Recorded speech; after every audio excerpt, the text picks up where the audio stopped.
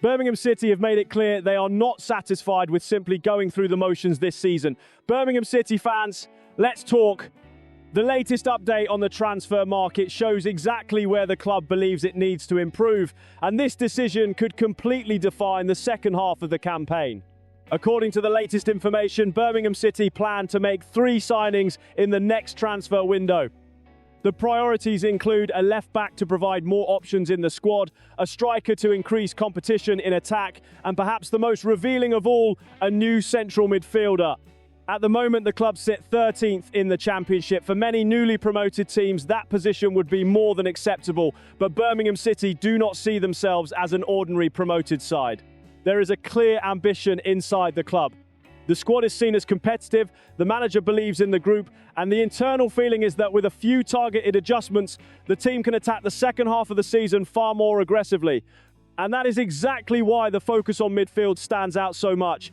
When you analyse the campaign so far, it becomes clear that Birmingham City are at a moment of decision. It hasn't been a bad season, but it also hasn't fully reflected the level of expectation created at the start of the project. This type of situation often forces clubs into important choices. Either you accept a stable campaign, or you decide to correct course and push for something bigger. In the Championship, these decisions are rarely neutral. They determine whether a team accelerates, stagnates, or loses momentum in the final stretch. It is in this context that the search for a central midfielder carries even more weight. Midfield is the area that dictates the tempo of games in the Championship. It is where intensity is set, space is controlled, and physical presence is imposed.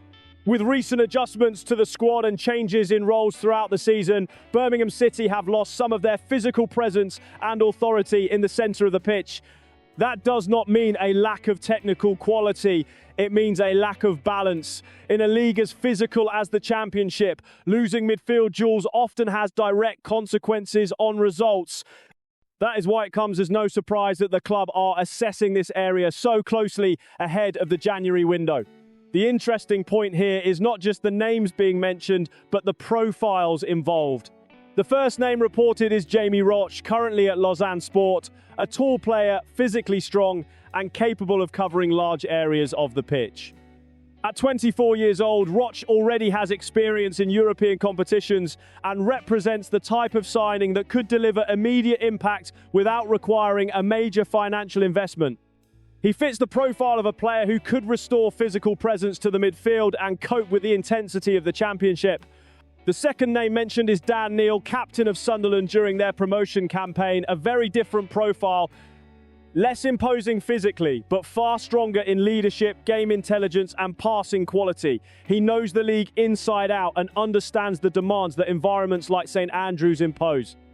If there were an opportunity for him to move in search of more minutes, he would be an option with far less adaptation risk. Finally, there is Andy Irving, currently contracted to West Ham, a midfielder with a more attacking profile, but with enough physical structure to compete in the Championship.